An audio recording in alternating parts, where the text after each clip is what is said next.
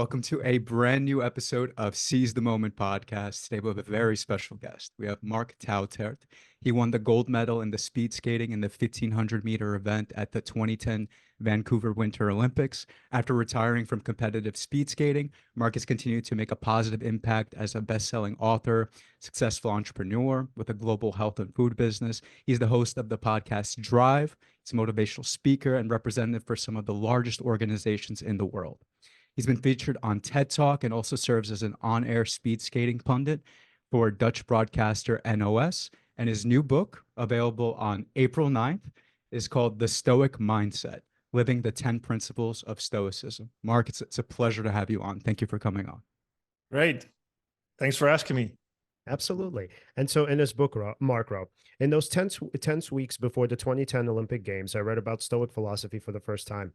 Whether I have it to thank for my gold medal, I cannot say. But since then, I haven't stopped reading about and applying Stoic ideas. Developing a Stoic mindset has made me both relaxed and more driven. We are accustomed, and this definitely goes for professional athletes, to the idea that we can control our world and force certain results. At the same time, we can also understand that we don't truly have that power. Opponents can be better, the market can be up or down, a pandemic can suddenly throw a wrench in the works, or you can just have plain bad luck. The real world is chaotic, hard, and unpredictable. How can we train ourselves to better handle this, to stay true to ourselves, to find peace and fulfillment while chasing our dreams? I found the answer to these questions in Stoicism, a school of thought that emerged in ancient Greece around 300 BC and is characterized by practical wisdom. Stoicism resonated with the Romans for centuries as well. It's especially from this Roman period that a number of important texts have fortunately survived, and I devoured these works in particular. From Seneca, a learned, ambitious orator, writer, and statesman, from Marcus Aurelius, a wise, dutiful emperor, and from Epictetus, a man born into slavery, who was given freedom and revealed himself to be a stern yet celebrated teacher. The Stoic mindset helped me channel my drive and continues to make me calmer, more effective, and more successful. So, as many of our audience know, we talk about Stoicism God knows how many times here. We've done multiple episodes on Stoicism, which we absolutely love. We just recently had on Tom Morris, who wrote Stoicism for Dummies. So, Mark, can you tell us a little bit about your background, obviously, especially professionally and let's say athletically? And then, obviously, before we get into the Stoic ideas, can you tell us about why you thought your life was so chaotic and why you actually, in the beginning, were a little bit more, let's say, inquisitive, or were searching for something like this sort of philosophy? Yeah, sure. Yeah, I dreamt about speed skating. I was crazy about speed skating. When the ice would be here, the water would freeze over. I was out on the ice of the North Pole all day, and the North Pole, that's how our ice rink was called in the town where I lived. So I loved to do that, only I was not that talented. So I thought, maybe something else is there for me in life. So I went to school. I had a normal upbringing until I was 17, 18, 19 years old. I suddenly had a big effect on myself by focusing on what I wanted to achieve. So I got good in speed skating, and I became the biggest talent there was in Holland. It's a big sport here in Holland. So I love to do it. And I went, into the professional world of speed skating. I became a European champion, and I won World Cups. I won races, but I never got to the Olympics, which is the biggest race in sports, of course. I missed out on the Olympics in 2002. I missed out on the Olympics in 2006. I trained for them. I was a professional, so this was my goal. But it took me actually 12 years. So another Olympic campaign, which takes 4 years times 3. Wow. So when in 2010, I got the chance to start at an Olympic Games, the pressure was really high. And that's the world I grew up in, actually, a world of getting everything out of yourself, but also dealing with pressure, wanting to be the best, wanting to win. And when I was really young, that pressure really put a burden on my shoulders. And so much focus on the end result kept me from actually reaching that end result. So I learned a lot of some kind of paradoxical ideas and that's where philosophy, or especially Stoicism, helped me to channel that drive, that ambition, to not be blinded or blindsided, but to really focus on the right things, the things I can control, and the things I like, my character, like values as courage, being courageous, giving everything I have. So I learned, and I transitioned from being a really young, aggressive skater who wants to win everything and conquer the world to, of course, somebody who still wants to win. but also be more relaxed about it, and really, yeah, I had to overcome some obstacles in my life, in my personal life, dealing with setbacks, and I needed those setbacks to grow. And when I became, yeah, a better person, so to say, and a more fully grown person in emotional sense, then I became a better speed skater. So for me, the first time I started in the Olympic Games in 2010 is the games I won Olympic gold, because yeah, all these pieces of the puzzle came together, the pieces I struggled with. So for me, that was a big thing, and people knew my story by then. They knew how many times I missed an Olympic Games. So yeah, that was kind of a big thing. I became Sportsman of the Year, and I had a great career also afterwards. And that for me, I think, yeah, for me, there was a big factor in that was philosophy, just practical philosophy, Stoicism, to help me to, yeah, channel that drive, and yeah, be calm about all the chaos there can be in a life. You know, if you push for a gold medal, you push really hard, you raise the bar really high, and then that brings about a lot, yeah, a lot of challenge. You face yourself. Actually, you face the world, you face pressure, you face competition, but mostly you face yourself. So when did you want? No, I could imagine, being in reaction to those externals, the chaos, the expectations of the audience, of family, the expectations that you have on yourself, the goals that you have in mind in terms of what you have to train for that particular day. All these different things, it's almost like a drain on your mental resources and even physical resources in a way. But then to actually be able to order, or rather first to maybe examine these things, and then see your relationship to them, and then to sort of order your life in a way that will make you less reactive, or perhaps even unreactive. That frees up so many more resources, allows you to perform better, to interact better, not just in the domain of sports, but also in interactions with other people. I imagine. Well, and then yeah, and then Mark, when you discovered Stoicism, or when you were actually looking for something like Stoicism, better question, is it that you were looking for something that would help you become more or less non-reactive? Is it that you were looking for kind of an escape, or for something else? No, actually, it more grew organically. So first, I agree, right? The thing is, if you're an entrepreneur, or if you're an athlete, or if you just, whatever you do, if you put everything you have in there, it becomes personal, right? So failures, setbacks, they become personal. So you feel those emotions. That's natural. So I really had to learn to separate who I am from what I want to achieve. My identity is not being an Olympic gold medalist or an Olympian. That's not my identity. That's a goal I reached. So I really had to learn to separate those two. And by Stoicism, what affected me the most when I got into Stoicism a little bit was when I missed out on the Olympics of 2002. I trained really hard. I was a big talent in Holland. I signed a big contract, put a lot of pressure on my shoulders, because in every interview I shouted out like, I want to win Olympic gold.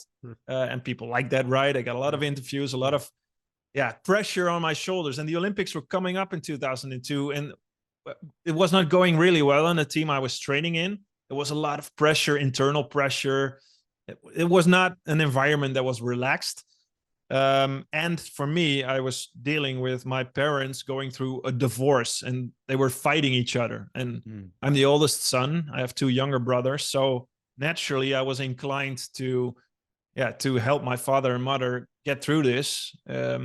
Also for myself, I thought, hey, let's get through this.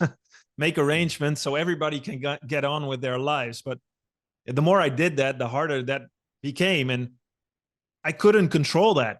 I couldn't force my will upon my parents or anything. So I fled into the one thing I thought I could control, and that was just to train harder, train harder, train harder. So I trained 7 days a week, three times a day, didn't take any rest days. And I thought that was the way to go. But actually, in the whole winter of 2002, I was severely overtrained. I killed myself. And then that's when it hit me. I'm like, whoa, how is it possible that we can fool ourselves like this as human beings, right? We think we can work harder and get more results. We think we can get people together and arrange how they work it out together, like my parents. And actually, the harder I tried, the worse it seemed to get. So for me, it was like an epiphany, like, whoa, I can't train. I'm lying on my couch, sick in my bed. I'm not going to the Olympics, but I can read, I can learn. And that's actually when I first started to read about Marcus Aurelius' meditations. I was a fan of history in my youth. I love history.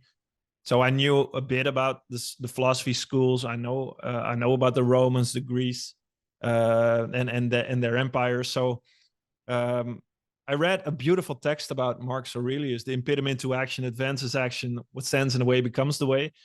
So I thought that's a beautiful way of looking at setbacks. Actually, it's not the end of the road you take. It's not the end of my career. This is an obstacle on my path, and it's up to me to find a new way. And that's the challenge in life, actually. So I could work on that challenge, read, get better, get wiser, to not fall in the same trap again. So that's, for the first time for me, I encountered Stoicism. And actually, right before the Olympic Games in 2010, that was 9 years later, I read a lot about Seneca, and he really helped me with the last piece. And that was, we think about gold medals if we think about professional sports, especially right before an Olympic Games. Everybody talks about medals. All interviews is about, what's your goal? Of course, gold. But actually, Seneca says, well, you should focus on values, on courage, because that's what you can control, right? Mm-hmm. The internal state of mind, your character. If you're courageous when you feel fear, and I can guarantee you feel fear right before an Olympic start, it's not to push that fear away, but you can counter that with courage. And you can counter that with doing your best, with showing up, giving everything you have. And I think that's a beautiful way to look at it. So the Stoic way to look at also performance, look at yourself, I think is a beautiful way, and it enriches my life. So it frees up a lot of space to actually enjoy the ride, actually feel those, positive emotions. Yeah, and then the movie Cool Runnings, if anybody's seen it, with John K. Yeah, right. So do you remember that? I love it. So do you remember that line where he says to him, he says, you know, are you dead, man? So do you remember that line where he says to him something along the lines of, he's like, you know, Dries, if you're not enough with the gold medal, you'll never be enough without one. I'm sorry, the other way around. If you're not enough without the gold medal, you'll never be enough with one. Yeah. So when you think about like sort of being more focused on the results, I think that's what's so cool about Stoicism. It's ultimately telling you that these are preferred indifference. So meaning that like these are nice things to have, but ultimately they're never going to make you feel whole or fulfilled. And so, but the thing is, what's so interesting about Stoicism, you could kind of bastardize it and you could use it as a means to that end. So the thing of like, let's say differentiating and separating into categories and saying, okay, here are the things that we can control and here are the things that we can't. It's so easy to say, oh, well, I can control my training schedule. So meaning that if I want to, I can train 7 days a week. Who's to say that I can't, right? So I can feel good about myself in doing it. And so what? Yes, it happens to, or you think, you know, it happens to get me the result that I'm looking for, but I'm just being the best version of myself that I can be. So what would you tell somebody if they say, well, you know, I love this idea of Stoicism, and then they take it to this toxic version of it, right? Or they make it a toxic version of it. How would you react to that? Yeah, I think there's a lot of misconception about that. And indeed, it becomes a toxic version. I would say I have one question. Are you God? Right? Do you think you are God? Do you think you can put your will up onto the world, right? That's actually Stoicism 180 degrees around. You know, it's flipped around. The Stoics don't think they can control the world. They think they have control over their input, but they also think they need to make wise decisions. So yes, you can work hard, but to what end? What is your goal with that? And what's the price you pay? Are you aware of that? And why do you want to win? What's your judgment behind that, right? So it's really, I call it in my book, in chapter 3, win by not focusing on winning.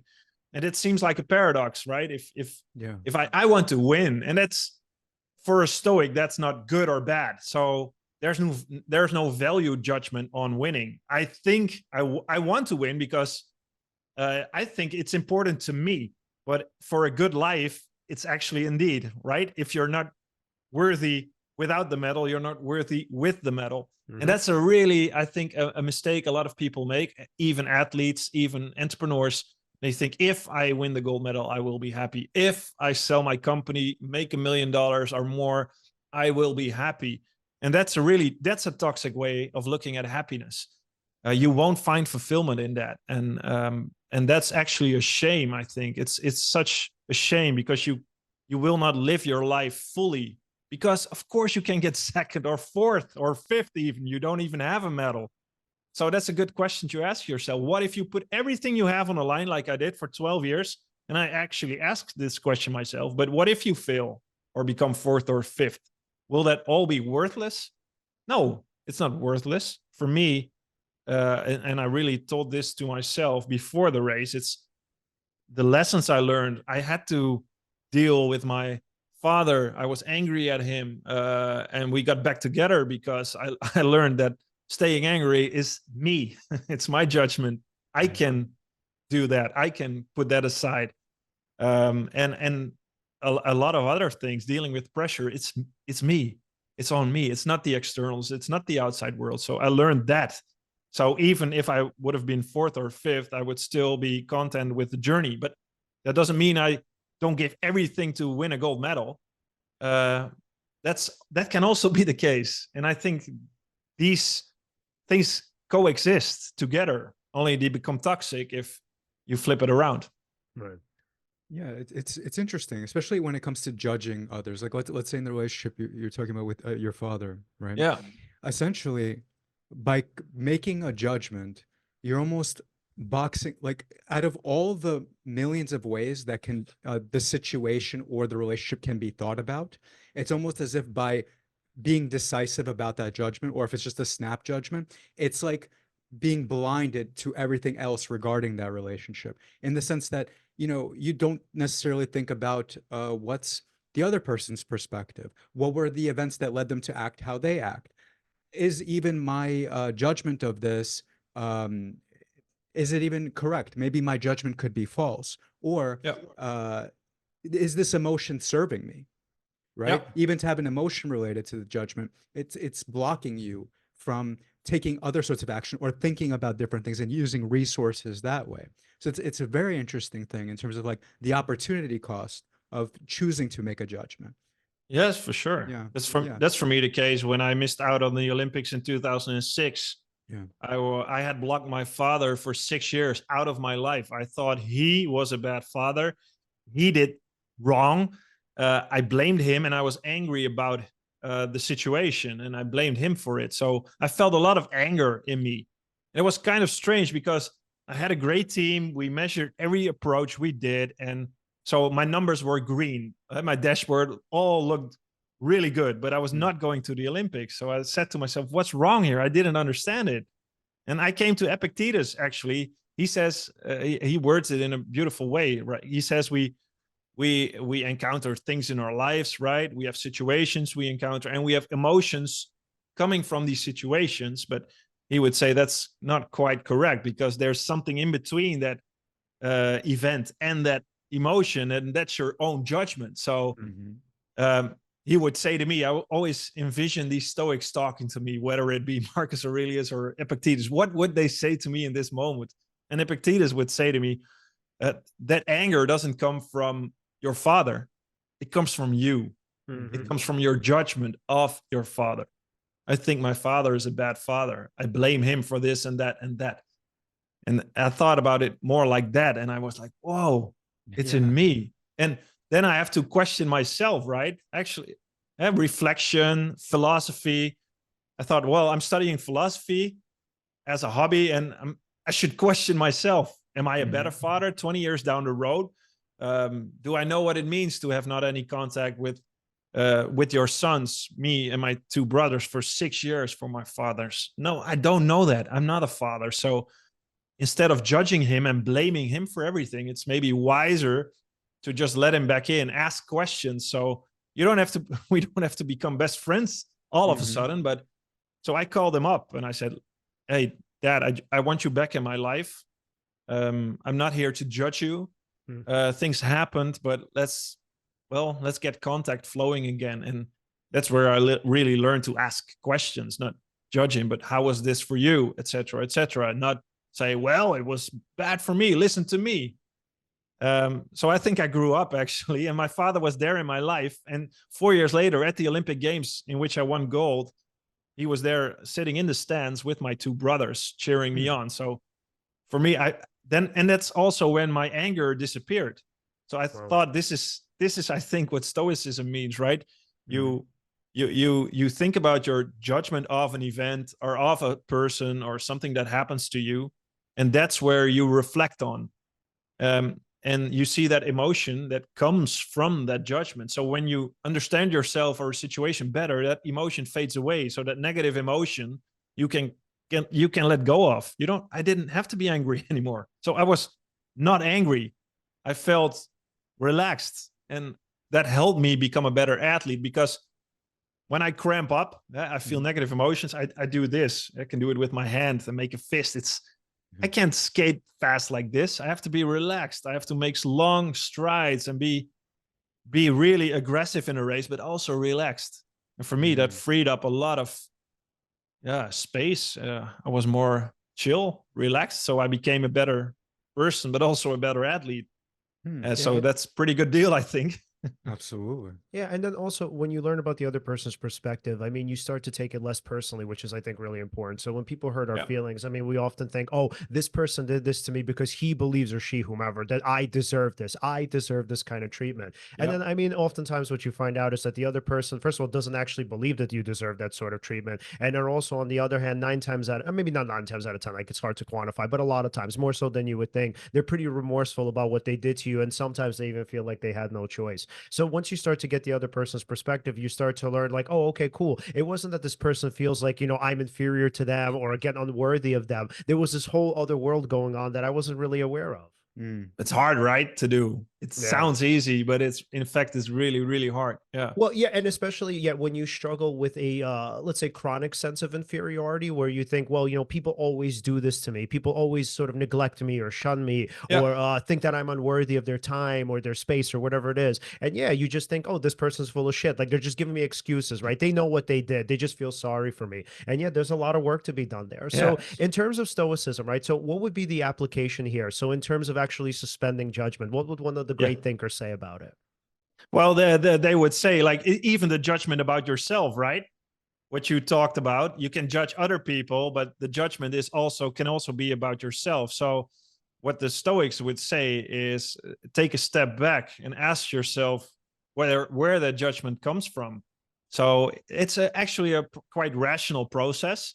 And I like that about Stoicism. So you get back, reflect, and I'm angry. Well, Epictetus would say, if I lash out to somebody, I'm complicit in the whole story, right? I can have the leadership, or I can have the control to say, hey, you hurt my feelings, but what does that mean? Why am I hurt? Are you right with your critique on me? Then I could listen to you if I take you seriously, right? Oh yeah, then I can learn. I don't have to be angry. If it's somebody I don't like or I don't take seriously, I could let it go. I could just rub it off my shoulders, right? So why are you angry? Or maybe there's truth in there, and you don't want to hear it. So it's really examining your judgment, your own thinking. And that's what the philosophers would say or do. And that's where I really thought about even a gold medal. What does it mean? Why do I chase it? Is it because I want status? Is it because I want to make a lot of money? And I'm not against making money, right? I'd rather be rich than poor. But still, it's something deeper than that. And maybe it's to show myself that I can do this. And that's good and that's okay. But it's really be aware of that. Don't fool yourself. Right. And it's the fooling yourself part that I think is really important. Again, I'm going to use the example of Cool Running. So Dries asked him, he says, he said, I can't believe it. Like, why would you do that? You seem to have achieved so much success in your life. You had the respect of all of your colleagues. You had the respect of just people under you, people who you probably would have mentored at some point down the line. Why would you give that up? And that's, when he made the comment. And I think the comment essentially means what, differentiating this now from Stoicism, where the Stoics would call this a preferred indifferent, because you can't really control it, right? At some point, you're going to age out of the Olympics. Olympics, you're certainly Yeah. going to age out of sports. And then at that point, I mean, the level of status that you had before, I mean, you're probably not going to get it. And then on top of that, there's also like, let's say in American sports, like we have like this fear of kind of I'm sure there's a sports everywhere, but we have like this fear of repeating, right? So it's like what happens when we have like dynasties here, like with football, and people are like, oh my God, I definitely want our team to be a dynasty. But then what happens is like it's incredibly hard to win a Super Bowl twice. So if you win once, I mean, you're kind of lucky. It's like you might get, you know, pretty far the next time down the line, but chances of you actually winning again are very, very slim. So the thing here is that people could become so obsessed with it and also feel so entitled to it. Like now that I won it the first time, now I feel like I deserve it, and this is a thing that's a part of me. And so in the movie, John Candy was essentially saying that like you can't do that. You can't live where the gold medal is just a like perpetual part of your character. And so where the Stoics, which is what I love about it, they would differ and they would say, well, the thing is with these preferred indifference, these externals, they can never be a part of your character. I mean, it's kind of like it's sort of like a gold chain or like a watch, right? Yeah, sure, you might have it, you might enjoy it for some time, but at the end of it, it's all going to be taken away. So what John Candy, I thought in that message was saying that the world will never take it away from me. I will cheat if I have to, but I will never let this fundamental part of my character be taken away. And my God, man, what a terrible way to live. Yeah, it is. Actually, that's where I think the beauty of Stoicism is it's about character, right? Your internal values, that's what you control. Your internal state of mind is your internal value system. It's not the outside results. And we think of that because if we look at television, it's about the results. If we everything is about the results. So I think that's a big factor. When I had an interview right before the start of my Olympic race in Vancouver in 20th February 2010, I had an interview and I was kind of feeling calm, but also aggressive at the same time. It felt really good. And I said to the interviewer, like, what, you know what I cannot stand? It's like football, or in this our case, soccer coaches who after their competition say, we lost, but we played better. We deserved to win. So there's no such thing. You don't deserve anything in life. You don't deserve to win. You don't deserve an outcome, right? That's not how it works. You want the outcome, but you don't deserve it. So actually, if you think that, so it's your judgment. If your opinion is that you deserve to win the game, you actually are worse off. Because you won't work on, you blame somebody else or you blame a referee, you won't get better, you don't work on yourself, right? The All Blacks, the New Zealand rugby team would say better people make better All Blacks, right? So work on yourself, be better, be a better person, not complaint, don't think you deserve anything. So that's what I really took into my head. So I'm not going to complain what happens. I can become last, but for one thing, I can make a promise is if that gun goes off, I will give everything I have. Yes, I feel fear. Yes, I feel pressure. I see, or the royal family sitting in the stands. I see 10,000 people sitting in the stands, cameras everywhere. Of course, I feel pressure, and that's what I think is the beauty about Stoicism and the misconceptions. It's not pushing your emotions away or being emotionless. But yes, you feel these emotions, but we're human beings. We can rationalize these emotions and we can feel them. So let them in, feel them, and put something next to that. And what you put next to that is character. That is character. That's courage. That's temperance. That's staying calm. That's doing the right thing. And I think, if you can do that in the right moment, that's where life boils down to. It's not about the externals, it's about the internals, and the externals will come. And that's rewarding. Of course, it's great to win a gold medal, but it comes from the heart. And I think that's a big difference if you look at it. Well, we just want to win and that's it. And winning isn't everything. It's the only thing. I don't agree. Yeah. Plus, you were speaking about this earlier too. When you're just seeking results, you'll be like you're essentially telling yourself, "I'll be happy when this happens." Yeah. Right? So it's almost like also like kind of borrowing from psychology here. You're almost conditioning your mind. I'll be happy when. I'll be happy when.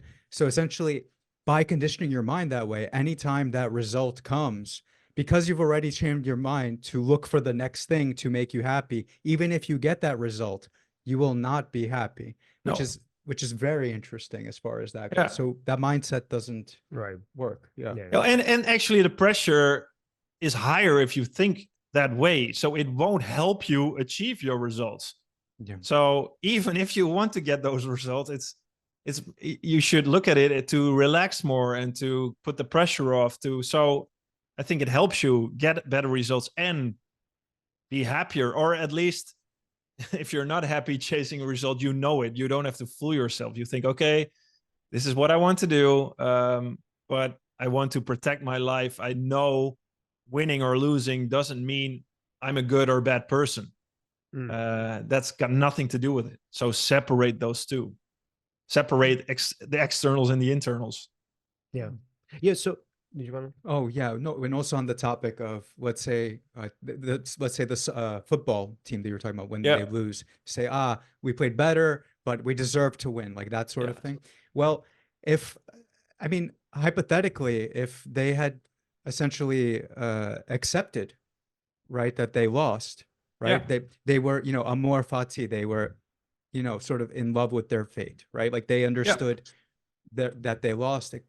Essentially, you could argue by acceptance that can then also free you up of those resources, give you that space to then maybe win next time, right? Essentially. But wait, now I have a difficult question. So, okay. So Mark, I'm sure it's like this in your country as well, but in the United States, I mean, the understanding here is that you have to be obsessed with winning. So it's like, if you don't have like this deep, not only just passion, but this deep pain at losing, if you don't feel like, you want to tear your heart out and your hair out when you lose, the understanding here is that you'll never be a winner. So when we point to athletes, and because and it's funny too, because we just talked about this week with another guest. So when you point to like the Tom Brady's and the Michael Jordans, like these are people who are pained by losing, right? So that is very antithetical to the Stoic mindset. So you're saying, I think what you're saying, and this is the question, right? Can you have both? Can you have a world where the person has a degree of temperance and a high degree of it, not Tom Brady, who's like cursing everybody out and screaming on the sideline, but yet they're still winners? Because I've yet to see that, especially in American sports. For the people who are significant and like they're champions,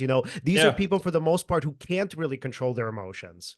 No, I have an example of that. And for the record, of course, because you put a lot of self in there and you're under a lot of pressure, of course you feel bad if you lose. That's nothing wrong with that.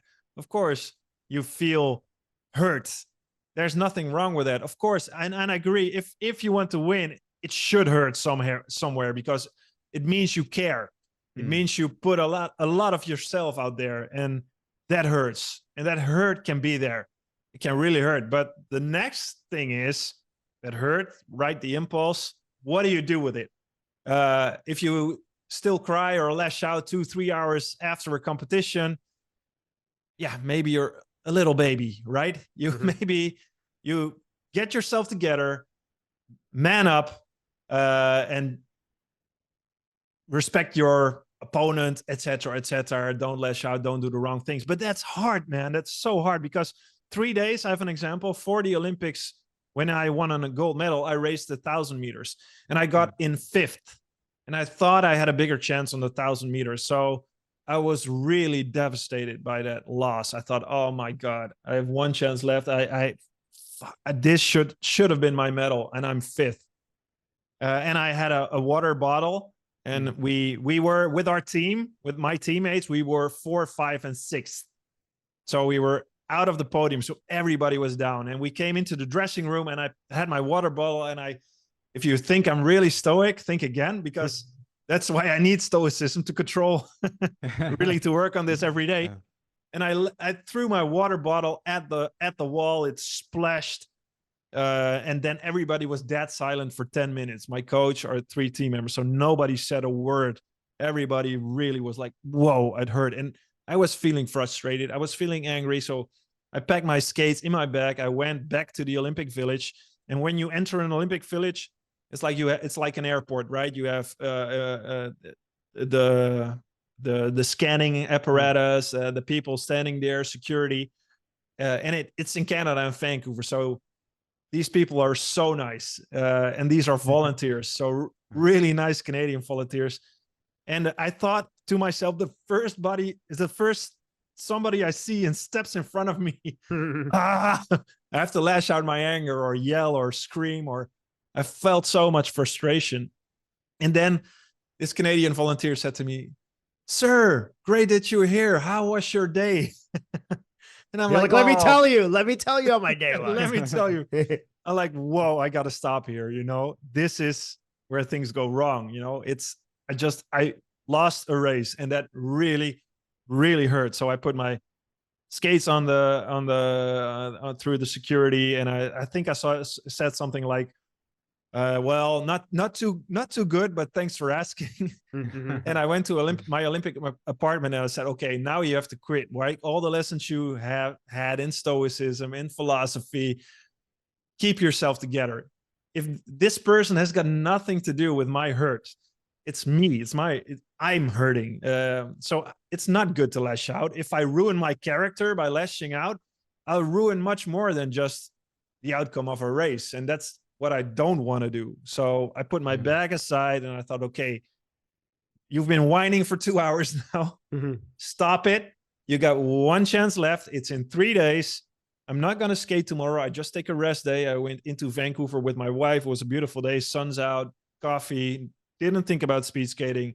The next day, I wake up and I feel reborn. I skate really well. And I thought, okay, it's up to you, right? I don't skate for a revenge for a race. I don't skate to only prove myself. I want to finish this journey I'm on for 12 years with the people who've been supporting me. And I want, when the gun goes off, I want to show everybody what I can do, because I know I can do this. And that's, for me, was such a more powerful way to look at it. So don't lash out, don't blame anyone. But that's not my first impulse, of course. So I understand athletes. It's not their first impulse, and you put a lot of yourself in there, but still you have the capacity to turn it around, and you should turn it around, I think. Right. So what I hear you saying is that it's temperance, but it's not full temperance, where it's not like the good and the bad. So on the one hand, you're not lashing out at people, you're not making people feel bad about themselves, but on the other hand, you're also not diminishing the passion for it as well. Because I think for people, because I think for people learning about Stoicism, they would say, well, okay, here's then the question, right? This is, I think this will be the difficult question. They would say, okay, so let's say becoming an Olympic champion, right? So, you said in these interviews, I'm winning the gold medal, right? That's somebody who's really hungry. But somebody on the other end would say, but wait, if for Stoics, this is just a preferred indifferent, right? So meaning you can have it, you can't have it, it's more about your character, then how do you get the passion for that? So if it's not against something that's such a necessity, why would you even need it that badly? No, it could lead, if you say it like this, it could lead like apathy, right? So it's not important. But if you look at it that way, you could say, my judgment is good. I chase the right things, right? Temperance, justice, etc., wisdom. So, but I do nothing. I just sit on a mountaintop, and I'm really temperate. I'm really righteous. I'm the perfect human being. I'm a sage, right? But you do nothing. How can we say that you're a sage if you're not tested? So you test yourself in the most extreme environments, which professional sports is. And that's what I love about the Stoics, right? Marcus Aurelius was an emperor. He tested himself during a pandemic, during a war. So it's easy to stay calm. It's easy to stay humble, unless somebody throws an axe at you, or if you're in a really high pressure situation. So the test of character is the test where you stand when things go wrong. Where do you stand if you're hurt, or if you're angry, etc., etc.? So I believe the Stoics say, and maybe not the earlier Stoics, but especially the Romans, like, we have the ultimate sage who is always calm, always does the right thing and the wise thing, right? But we're human beings, we're flawed. And it's not wrong. I think it's not wrong to chase a gold medal. It's not wrong to be really good in wanting to building a business or a scientist, etc. I think it's beautiful if you chase big dreams, but that means you put yourself out there, so you get challenged, so you will feel human emotions. And what you can do is turn it around and act in the right way. and that's difficult. That's really difficult to do. So I think that's, you grow and you learn, you'll get better at it. That's what the prokopton in Greece, what the Stoics would say, what this means. You're learning, you're growing. You're not a perfect sage who does everything right, probably. You're learning and you're getting there, but you have to try to get there, and you have to try to overcome these obstacles and these setbacks and these difficult situations. I love that. So what I'm hearing you say, and obviously please correct me if I'm wrong, but what I hear you say, it's that the Stoic isn't exactly a perfectly temperamental human. That what it is, it's actually a more mature way or an enlightened way of navigating different situations. So it's sort of like, everything has its season. So like, it's okay to pursue a gold medal and it's okay for you to be the best. But then when you have to put that away, let's say when you lose, let's say, when your time ends at the sport, whenever you're angry or you feel like, oh my God, I don't want to, like, I feel like I can't do this anymore or whatever, and maybe you even want to give up for your own kind of personal reasons, but the point is to say that you're able to more so fluctuate and navigate with these different experiences. So it's like, in a way, Stoicism is not, I would say, of consolation, yes, but not just that, but it's again a sort of a particular way of being in that particular space. So whereas on the one hand, let's say, you're kind of going all in on the gold medal and you're saying, okay, this is what I really want, but again, if let's say that when the time finally ends, either let's say, I don't know, again, you're done with the sport, or you feel like, okay, I've won and I have to find other things to do, right? But the point is to say, now you're able to apply the Stoic mindset. So what I hear you saying is, it's not that the Stoic mindset is applicable in every single situation and every single time. It's just you have to pick and choose and know when to use like these particular let's say, kind of frameworks in order for you to live the best possible life. But again, it's not to say that the Stoic is like a Buddhist where they're just perfectly even keel. That's not right. So what I hear you saying, is the Stoic is the person who's able to kind of flow in and out of life. Yeah, and that's what I mean by a Stoic mindset. Like, I'm not a philosopher. I don't teach philosophy. It's my understanding of Stoicism, how to practice, put it into practice. Like Marcus Aurelius wasn't a philosopher, actually. Seneca wasn't. Epictetus was a slave, born as a slave. But so how you put things in practice, and there's a lot of wisdom in there to put into practice, I think is the beauty of it. Just using it as an athlete, using it as an emperor, using it as an entrepreneur, using it as a scientist or as a bricklayer or a carpenter. I think it's really, that's what I love. It's really practical. It's not academic philosophy, like sitting back and talking about what a good man should be, like Marcus Aurelius said. It's, no, here's the test for you. You show up, show us, right? Of what Epictetus would say. You can be a carpenter, you can talk about building a great house, but show us how a great house looks like. I love that. Did you want to say something? Well, yeah, no, it's just that it strikes me that Stoicism is more of a like when you think of Stoicism, you think of it as like someone who, and we've covered this already, but essentially someone who's sort of motionless, calm, able to handle every situation. It was tempered.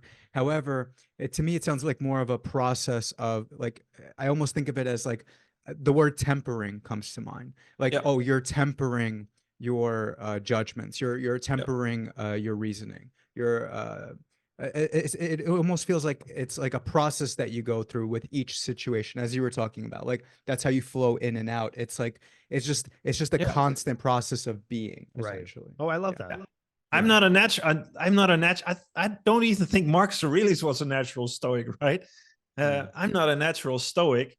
I always say my wife is probably more natural Stoic, right? She's more temperate, she's more easy, she more relaxed. I'm like ambitious. I want to go there and there and there. But if I don't think of it, I'll maybe ambitious and reach a goal, what I don't really want to reach, maybe because somebody else likes it or it's good for this or that, externals, etc., etc. So I really have to train myself and adjust myself every day because it's not natural always. So that's where a Stoic mindset comes from. It's not, I'm the perfect Stoic and I teach you how you can be perfect Stoic as well. No, I'm a human being with emotions, with drive, with everything there is. But I've learned that life becomes much better, and it's a great addition to keep yourself calm, grounded, and make sure you live a good life, a happy life, a life full of joy and great experiences, and not live a life of anger and being angry, being jealous, doing things egoistically or for your own, because I think Stoicism, it's a lot about community, a lot about working together, a lot about being happy during the process, feeling fulfilled in the journey you encounter instead of the end result. So I think there's just so much life wisdom, life lessons in there. Yeah. Absolutely. And I have to say this. I was thinking to say this before. I purposefully, kept that. But so do you know who Eckhart Tolle is by any chance? No? Okay. So he essentially, so he's not a stoicist, but He's more of a Buddhist. he's not even a Buddhist, Yeah. but he wrote this book. It's called The Power of Now. It's like Eastern philosophy. Oh, Eckhart. Yeah. I know Eckhart Tolle. Yeah. Yeah, Eckhart Tolle. Yeah. We pronounce it differently, I think, here in Europe. Yeah. Okay, fair enough. So Yeah. there's one thing that he said on the topic of, if you think you're so he basically said, if you think you are enlightened, spend 2 weeks with your parents, right? Like basically that's like how you could test yourself. Like you think you're the sage, on the mountaintop and all that. No, put yourself through the ringer. Really put yourself in these different situations. So honestly, it's more of a throwaway comment. I'm just sorry. I was holding that back because I was so excited to say it when we were talking about that. But yeah, but I know you wanted to. Yeah. Go ahead, Mark. Oh yeah, it's funny if you talk about parents. I had a conflict with my parents, and if I read Epictetus, it's also a lot about your role in life. You're born out of your parents. You didn't get to choose your parents. You didn't get to choose your role. You didn't get to choose your upbringing. So that's your fate. So you better accept that. I fought my father. And apart from the judgment part I was telling about, it's also, he's my father. He's my mother. If I do or don't like them, I hope I do, but they're my father and mother. I was born to them out of fate. That's my fate in life. I can't change that. Or maybe if I want to, but I can't. So I have to accept it, and not only accept it, but even if I can, love it, because that's the reality of life.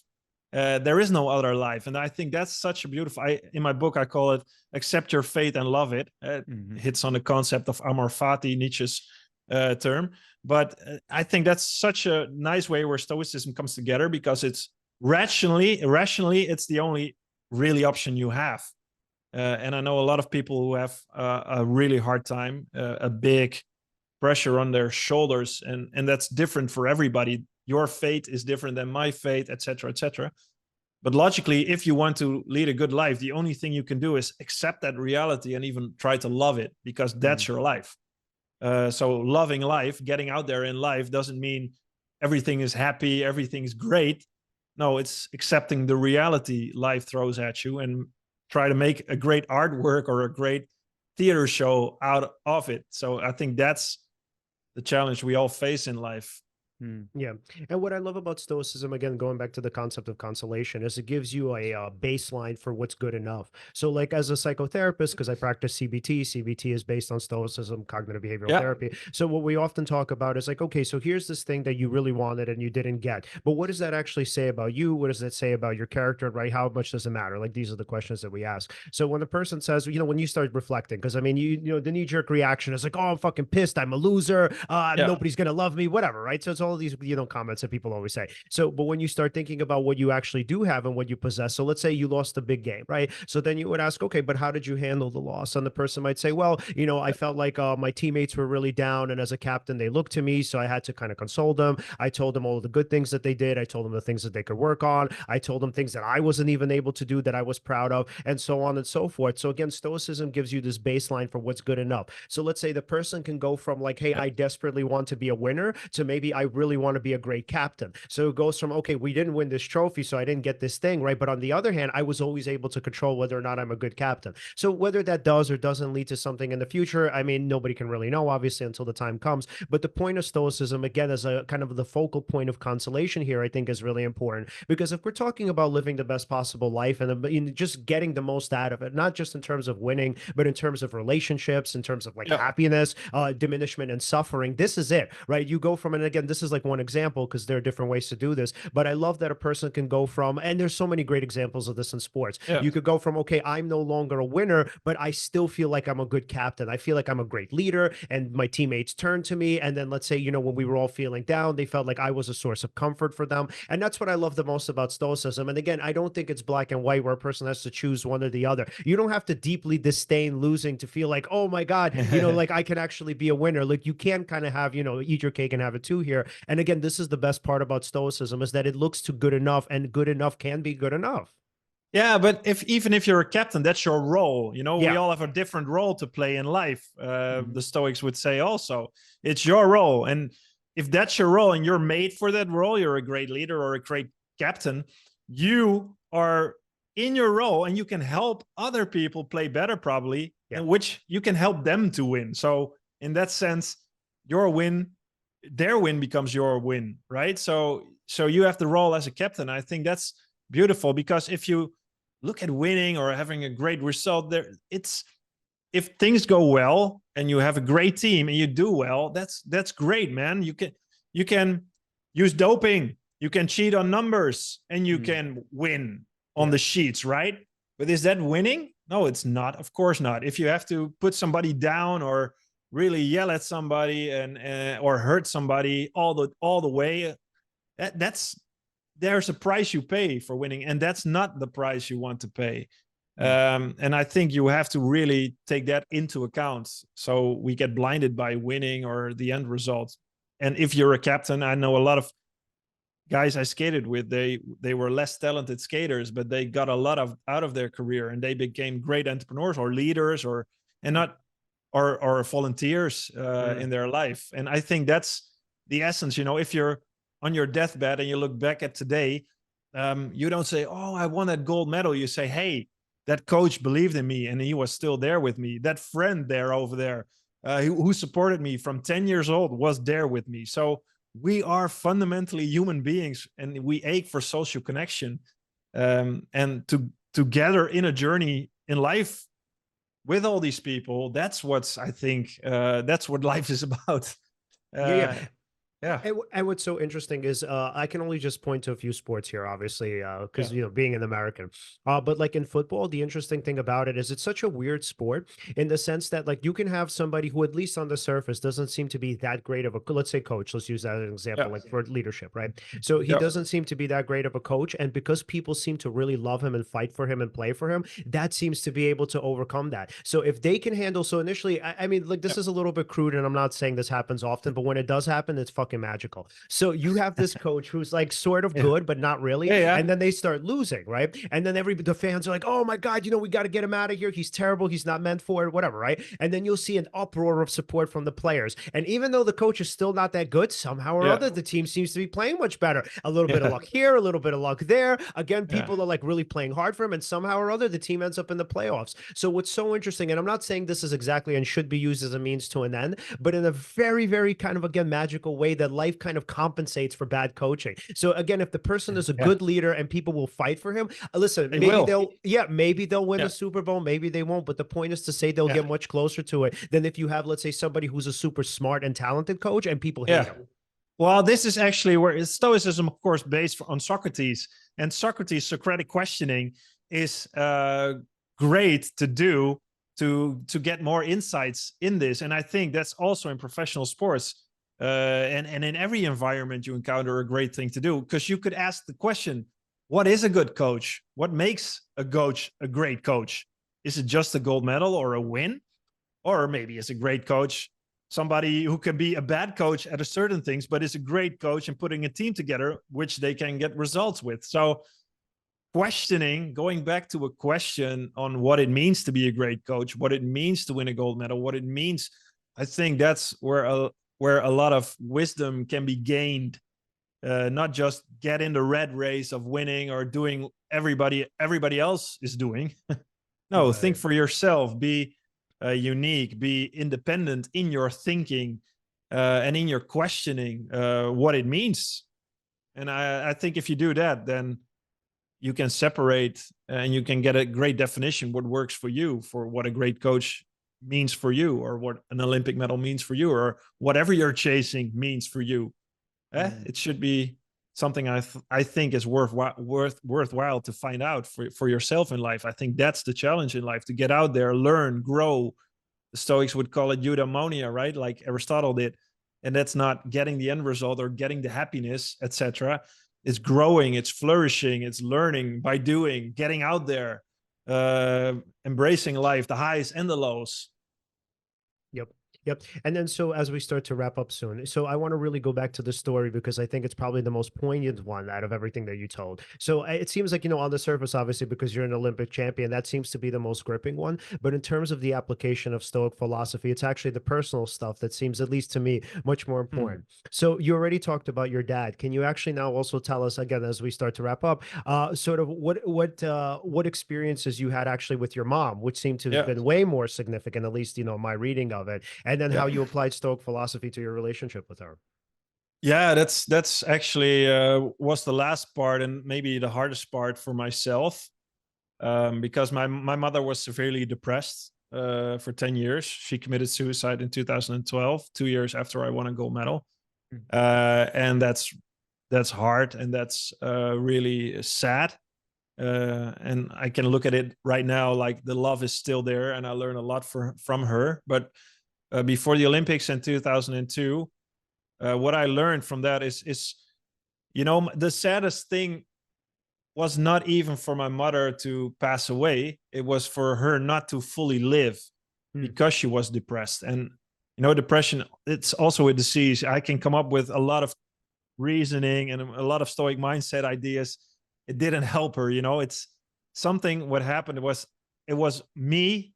I didn't want her to die. I want her to be there, but she was also taking a lot of energy. So I had to call her up right before the Olympic Games. And what's the hardest choice in my life I ever had to make was to tell her to stay home. So I didn't want her to come to Vancouver, because that would cost a lot of emotional stress on her, which she couldn't handle, and also on me. So what I learned was, this is my life. This is my journey. I love my mother. So out of love, I really have to protect her and not let her come to Vancouver, and also protect my own journey for going there. And that was hard, but I still stand by that choice. And she passed away 2 years later. And for me, I think it's so, for me, it was really, wow. Death, not my own death, but the death of my mother really confronted me with the fact that we have one life to live, and we better choose to spend it wisely and not let it just fumble away, or being mindless, chasing goals and like gold medals, and not think of the love you share with your mother, or with the people around you, to make it worthwhile every day. Like Seneca would say, every day if we go to sleep, we have to thank fortune for what we encountered today. And yeah, I think that helped me a lot. So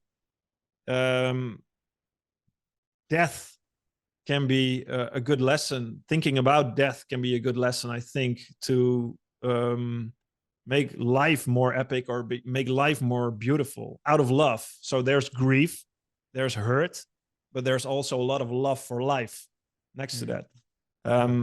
And that's what I take away from my mother, the love for life, the love from her to me. So death is not the end of that for me, but for her, it was the end of a grueling path. So, and that's hard. I couldn't change that. So for me, the lesson was, I cannot change it. I have to accept that she doesn't want to be here anymore. And I didn't really, now I can, but then it was hard for me. I have to make choices for myself to protect myself and protect her. And for myself, I want to, live life in the best way possible, the most wisest or most beautiful way possible, with my kids, with my family around me. So that helped me. Would you say that was the moment when you realized you really couldn't save anyone? Yeah, it was. Yeah, actually, yeah, that's, you say it beautifully. That's true. Yeah, I couldn't save her, and that hurt. That really hurt. Still does. I couldn't save her, and that's what you want to do, right? Save your mother. Only that's not up to me. It's not up to me as her child to save her. It's not my place to be in as a kid towards my father and mother. I don't want my kids to save me. It's my life, so it's not about saving her, but coming to terms with letting her go, and accepting her choice. And yeah, that's not, it's easy to say, it's hard to do. That doesn't happen within a day or within a week. You can be stoic or call yourself stoic, it doesn't matter. I think that takes time, but stoicism and philosophy really helped me with that, to think about it and give it a right place.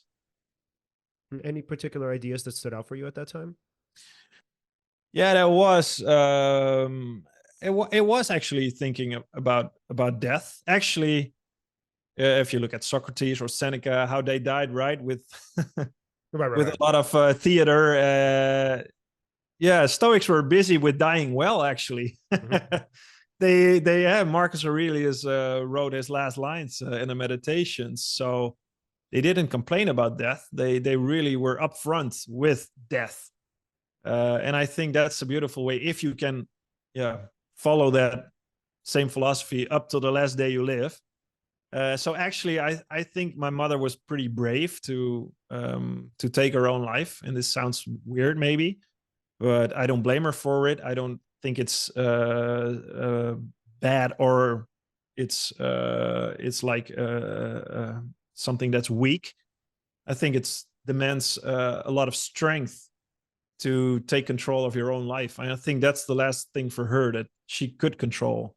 And I think that's, maybe it's a beautiful way. I think it's a pretty stoic way, actually, if I read the Stoics. So I find comfort in that. We weren't there. So by then I was still fighting a little bit with her for me. So, but that was my anger. It's my judgment. I wanted her to live longer. So I put my judgment on her. You cannot die. You have to be here. But that's my pain. It's my loss. So that's again, going back to judgment and going back to what you can control and not control. I really had to let go of that thought and think, yeah, it's her choice. It's not up to me. This is not, it's my hurt, but it's mine. It's not hers. Right. So later on, I got into contact with people who guided their mother or father into taking their own life, or doing that in a beautiful manner. And I thought, wow, that's something you can do too. And that's the capacity someone has to make their own choice. And that helped me to let go of that. The pain is mine. The judgment is mine. It's not my mother's. This is her choice, which I have to respect and accept. So really divide these two things. And that gives a lot of peace of mind, actually. And that helps me to deal with it. Right. And it also seems like, I mean, that you loved her as much as she loved you, because from what you're saying, it does come from a place of deep love. Yeah, exactly. Yeah. And I wrote a text about it on LinkedIn or on Instagram. I saw a beautiful picture of her, and I wrote a little story about this, that it's, I was made out of love between my mother and my father, and I experienced a lot of love, and that love is still there. And that's the love for life, right? I love this life. And I've seen how it can backfire, and etc. So we all have our demons. We all have our dark sides. We all have for me, like I said, I'm not that stoic for myself, but I use this life philosophy to balance out my life, to live a better life, to live and embrace my life fully, to not be confronted every day with negative emotions or be burdened by negative emotions, but to take charge of them and take leadership to just devise the best life possible by following Stoic principles, and they help me to see what's important in life and what's not, what to chase and what not, or if I'm chasing something, why do I do this? To deal with loss with love, etc. So all these human emotions. I love it. Oh my God, that's such a beautiful endpoint. Okay, Alan, final questions for Mark as we wrap up. Yes. If we wanted to follow you, follow your work, and of course, buy the book, where can we do that? yeah, you can find the Stoic Mindset probably online everywhere. So you can follow me on Instagram, on LinkedIn, just by my name, Mark Tuitert. It's hard to pronounce in English. You did it quite well, actually. Tuitert. Yeah. On my website, Mark, MarkTuitert.nl. You'll come on the English website. So mostly LinkedIn, Instagram, Twitter, or X. It's called nowadays. So you can find me there, and let me know what you think of the book and how it helps you to deal with situations in life. I always love to hear stories about people applying these Stoic ideas. I love it. Mark, Absolutely. thank you so much for such a fascinating This was conversation. awesome. Yeah. Thanks, man. Thanks for having me. It was great. Absolutely, man. We'll talk to you soon. Take care. Yeah, great. See ya. Bye. All right. That was awesome. So, everyone, if you like this episode, you can follow us at Seize the Moment Podcast on Facebook and on Instagram. On Twitter, we're at Seize_podcast. Like, subscribe, hit the bell on YouTube. And again, thank you so much for watching, and see you next time.